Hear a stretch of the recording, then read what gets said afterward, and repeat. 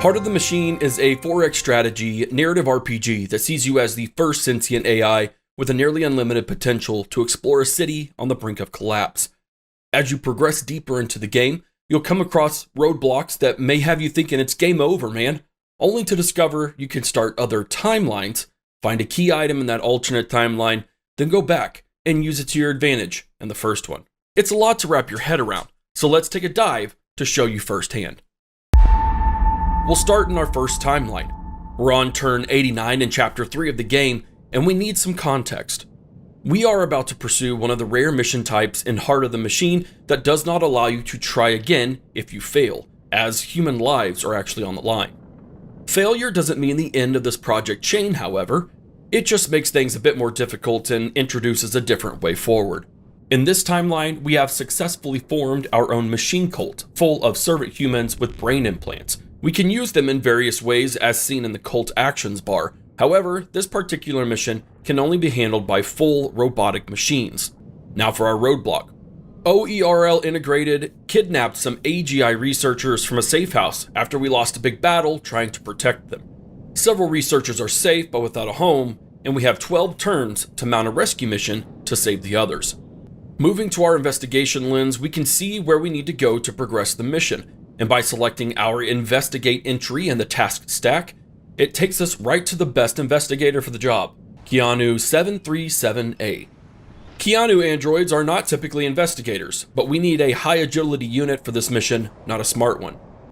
Now there are 3 really good ways to solve this problem, but they all have different consequences and different levels of challenge. For the first path, we'll spend a turn setting things up, beginning with moving our Keanu right next to the mission building.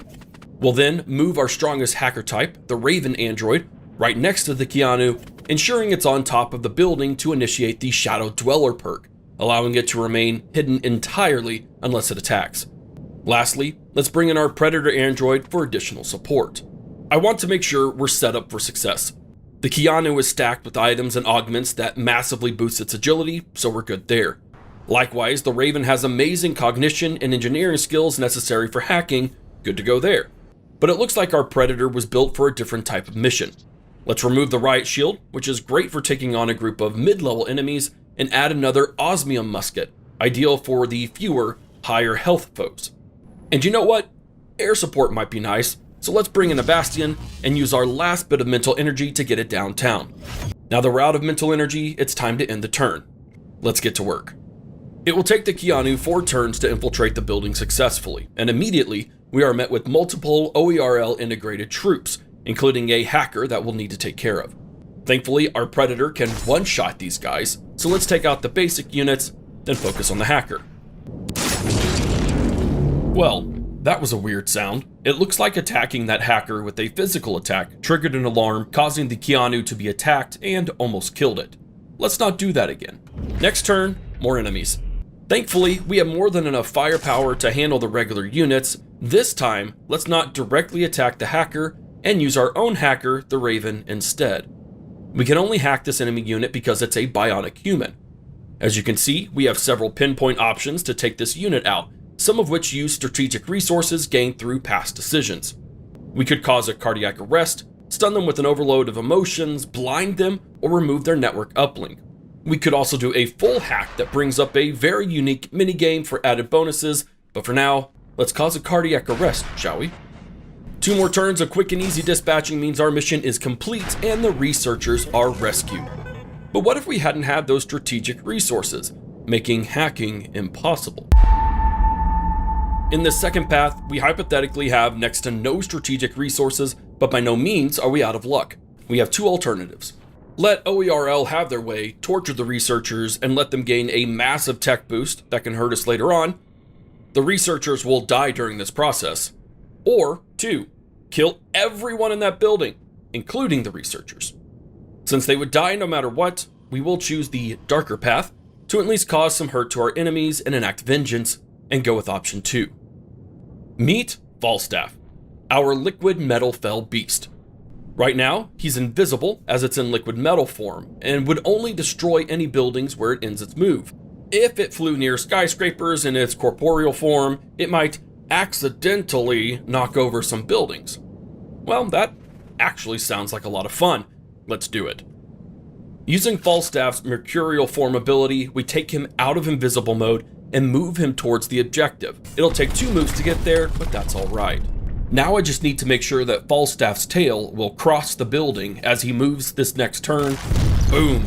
Multiple buildings were destroyed, potentially thousands died, including the captive researchers, and our hopes for the no murders run are officially gone, but the precious secrets will remain secret. But what if we wanted to ensure no one dies, no secrets are exposed, and we still don't have those strategic resources? Welcome to the end of time. In this third path, I'll have to create a new timeline and seek out a solution that simply isn't possible to achieve in the one we were just describing. Let's dive in. We spent 300 turns building up our very different empire in this new alternate timeline in a city called Ignich. Popping back into the end of time, we can see that there are already some crossovers with our first timeline.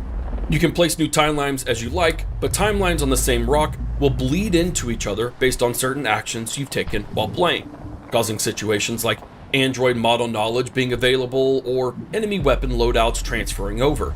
None of these current crossovers are helping us tackle enemy hackers though.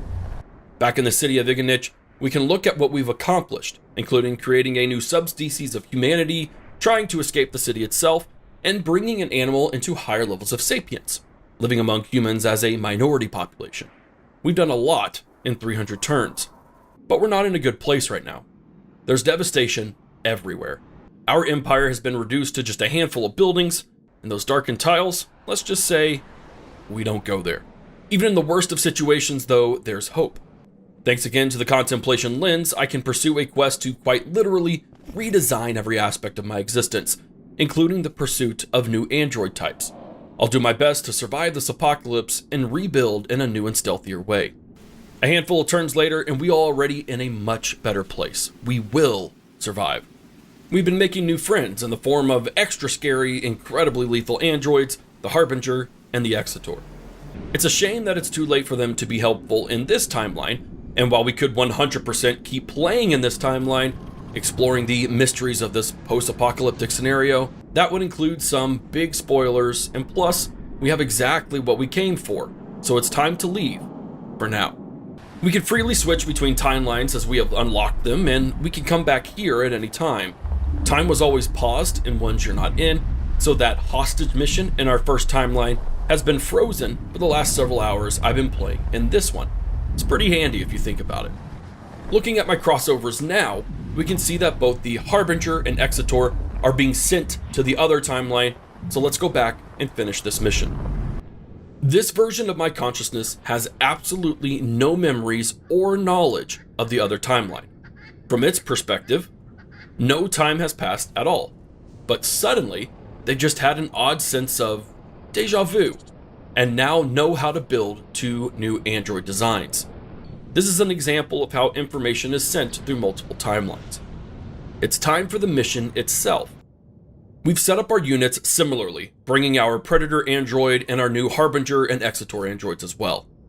Our Exetor is augmented for infiltration and a lot more resistant than our previous Keanu. The real magic is in our Harbinger and its staff of silence, allowing it to disrupt an enemy hacker for a turn. More importantly, unlike a normal physical attack, this doesn't sound any alarms that caused the Keanu to lose its health previously. This is a resource-free method to counter hackers without using the Raven. Our Exetor initiates the mission, bringing in the expected enemies, and as expected, my Predator dispatches them quickly. Now for our Harbinger. We'll go to attack, but you'll notice that this will do 0 damage to them. This is intentional. Our Staff of Silence will silence them without hurting them, meaning they won't trigger the alarm when attacked, and as a result, won't hurt my Keanu. So with the hacker silenced, we can attack using our Predator and take them out while keeping our Keanu safe from harm. With no other enemies, we'll bring our Harbinger back on top of a building, since it also has the Shadow Dweller ability, and rinse and repeat until this mission is accomplished. We've now rescued our researchers, no one died, well, except for enemies, and now we can move the researchers to a new safe house. Yeah, holding pin is just a code word for a safe house. This is just one example of how to solve a single issue in several very different ways, and the usefulness that multiple timelines can offer to you in the game to accomplish what seemingly might be an impossible roadblock. Thank you so much for checking out these videos on Heart of the Machine. Heart of the Machine is available now on Steam, GOG, and the Epic Game Store, so go check it out today.